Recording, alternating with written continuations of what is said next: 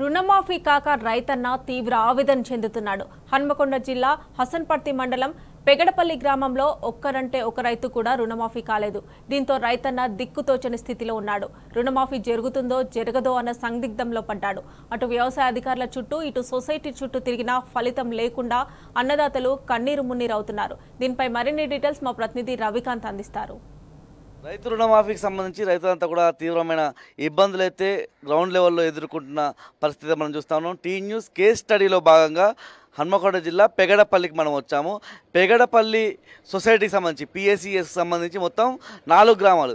ఈ పెగడపల్లి గ్రామంతో పాటు నాగారం, సీతనాగారం, ముచ్చర్ల ఈ 4 గ్రామాలకు సంబంధించినటువంటి రైతులు ఇందులో దాదాపు 3000 మంది రైతులు ఇక్కడ ఉంటారు. ఖాతాలు వాళ్ళకు ఉంటాయి.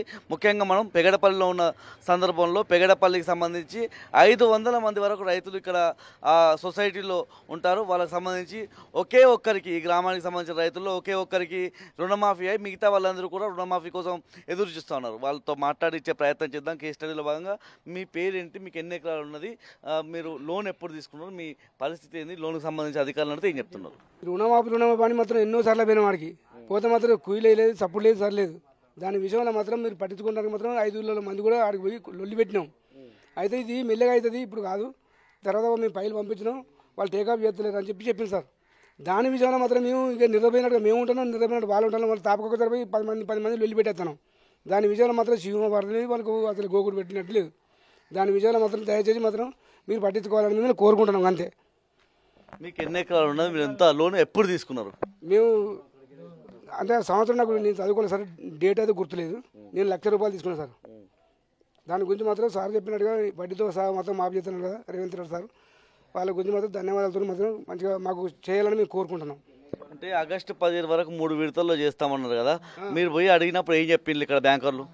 బ్యాంకర్లు మాకు ఏం చెప్పలేదు. ఫస్ట్ కట్టమంటే మాత్రం ఇవాళ కట్టగానే అట్లనే ఊకున్నాం. ఓట్లు వచ్చినాయి కాబట్టి మాత్రం ఇంత మాత్రం మాఫీ చేస్తారని ఆశతోనే ఆగినాం మేము. దాని విషయంలో మొన్న పోయి లొల్లి పెట్టినాం. లొల్లి పెడితే ఆ సిఓ సారును తర్వాత చైర్మన్ మేము ఇద్దరం కలిసి మాత్రం మేము అక్కడికి ఫైల్ పంపించినాం. మీరు ఏం చేస్తారో చేసుకోపోయినా అని చెప్పి అంటాను. దాని గురించి మాత్రం ఆయన మొండికి దిగబడి కూర్చుంటాను. ఇక ఎందుకంటే మమ్మల్ని పట్టించుకుంటారు రైతుల. మీ పేరేందండి, మీరు ఎంత రుణం తీసుకున్నారు, ఎప్పుడు తీసుకున్నారు, ఏంటి పరిస్థితి, ఏం చెప్తారు అధికారులు కావచ్చు, ఇటు వ్యవసాయ శాఖ అధికారులు కలిస్తే వాళ్ళు కూడా ఏం చెప్తాను? నాకు 5 ఎకరాలు ఉన్నది. 5 ఎకరాలు పేరు 1,00,000 రూపాయలు తీసుకున్నా. అప్పటి నుంచి పడతాక మా పైతని అంటాను కానీ ఎవరు మాఫీ ఎత్తలేదు.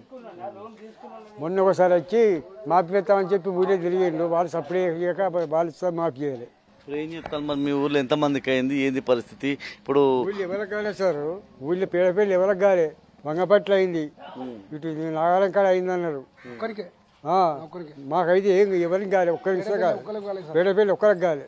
మరి ఇప్పుడు ఏం కోరుతున్నారు మీరు రాష్ట్ర ప్రభుత్వాన్ని? మాకు మాఫీ కావాలని కోరుతాను. మీ పేరేంది, మీకు ఎంత వ్యవసాయం ఉంది, ఎంత లోన్ తీసుకున్నారు, మీ పరిస్థితి ఏంటి? ఇప్పుడు అధికారుల దగ్గరికి పోతే కూడా వాళ్ళు ఏం చెప్తున్నారు, మీరు వాళ్ళు ఏమని అడుగుతున్నారు? పెగడపల్లి మేదరమైన కుమారస్వామి. నాకు 2 ఎకరాల భూమి ఉంది. నేను సొసైటీలో మేము లోన్ తీసుకున్నాం. అందరు లోన్లు మాపి అని అంటే మేము కూడా లోన్లు మాపేయాలని మా దగ్గర అందరి దగ్గర కూడా సంతకాలు తీసుకున్నాడు. అందరూ ఊళ్ళో పోతే అందరు పోతే ఆధార్ కార్డు అవి తీసుకొని మీ పేర్లు పలానా పేర్లు మీకు ఎంత ఉన్నది ఏమున్నది అని మాకు డబ్బులు అడుగులేదు, ఏం అడుగులేదు. తీసుకెళ్ళిపోయిండు సంతకాలు పలానా నంబర్కి పలానా నంబర్ అని అందరి దగ్గర సంతకాలు తీసుకున్నాడు. మేము పైకి పంపిస్తామన్నారు, ఆ పైకి లేదు, ఏం లేదు. ఇంతవరకు మాఫీ అనేది అయితే లేదు. చుట్టుపక్కల అందరూ మాయ మాపైనే అంటారు. ఇక్కడ మాత్రం పెగడపల్లి మాత్రం మాఫీ అనేది ముచ్చట్లేదు. ఏంది కారణం ఏంది, మరి ఇట్లనే ఉంటుందా మన ఊరు పరిస్థితి ఏందని మొన్న రైతులు కూడా పోయి అడిగితే మరి రైతుల గురించి సరే మాట్లాడదాం మనం దాని గురించి అది అని అన్నారు. ఇక అది అక్కడనే ఆగింది. మరి మాపుదాం అన్నారు, మళ్ళీ మాట్లాడలేదు ఇంతవరకు. అంటే పంట పెట్టుబడి లేదు, ఇప్పుడు మీకు రుణమాఫీ వస్తలేదు, ఏంది ఎంత ఇబ్బంది అవుతుంది రైతులుగా? మీకు ఇబ్బంది అవుతుందని మేము పోతున్నాం సార్. ఇబ్బంది అయిన పోతే మీ ఇబ్బంది మీరు చూసుకోరు, మాకేం సంబంధం అని నాకు అడిగి తీసుకొస్తాను.